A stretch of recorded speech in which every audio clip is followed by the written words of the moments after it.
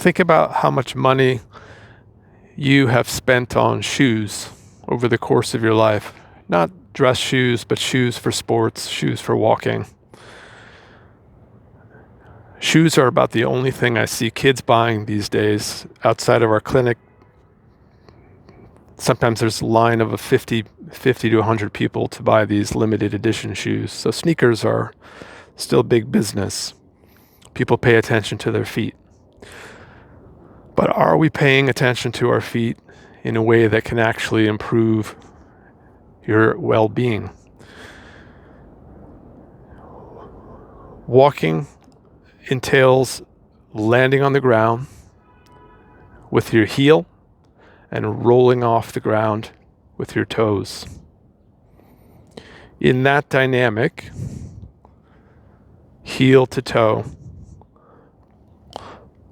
many things can occur.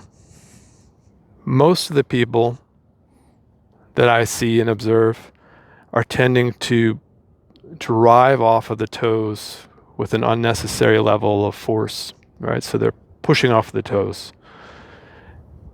As you push off of the toes, you activate the calf musculature.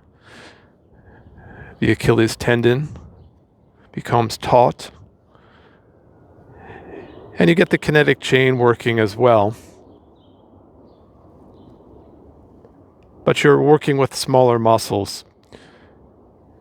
And what you will observe over time, if you are a toe walker, your calves will get really tight. They may get overdeveloped, but they'll be stiff. And you'll start to lose flexibility as you age. Not an ideal circumstance. The alternative is to start to recognize that the heel has a role to play in walking. If you just place your heel forward and you rock onto the heel as if it were a ball, a small tennis ball, you can get a sense of the shape of the heel bone. You can sense when there's pressure on the back of the foot, the center, and then you're rolling more towards the middle of the foot. As you take a step, there is a moment in time when the heel can propel you forward by lengthening into the ground. What that means is there is an elastic elongation of the Achilles tendon, as well as the connective tissue and fascia that runs up the kinetic chain in the back of your leg. Actually, you can feel it goes all the way up to the back of the neck and the head.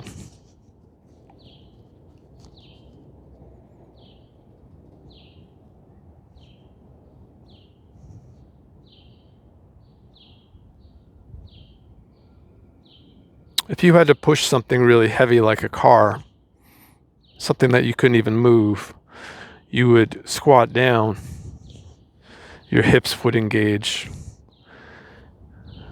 you would start to push into the car, and you would quickly find this thing's not moving, so then your heels are pushing back into the ground, right? With that activation, heels pushing into the ground, you'll feel activation in your thighs, your butt, and your core musculature.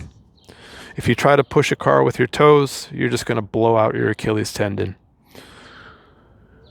Right, so you squat down, you feel the heels lengthen a little bit. There's a little bit of a glide in the ankle joint that allows the heel to glide back into the ground. And you feel that Achilles tendon lengthen. You sense the ground.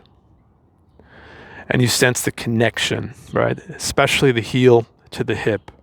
That's the connection that's going to give you that power that will allow you to start to activate the larger muscles, which will make your walking much more efficient. So a simple thing you can do as you walk is to observe when the heel strikes the ground and to keep your attention on the heel and to have the intention to drive yourself forward with a little bit of help of the heels, and then to reduce the tendency to push with the toes. And feel muscle activation in the buttock, the pelvis, the core, the back. Feel how you get propulsion from the deeper central muscles and joints. Feel how you're able to then relax the hamstrings, the calves,